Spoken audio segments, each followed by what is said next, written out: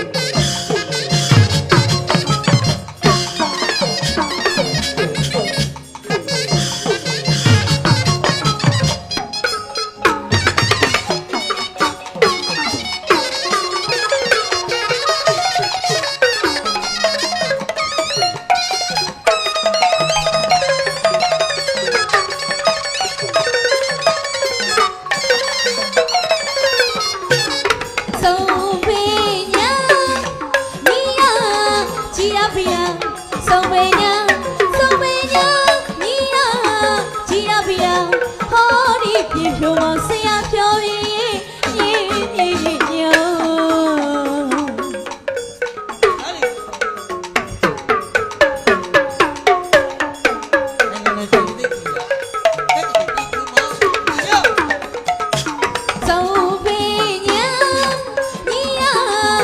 subscribe cho kênh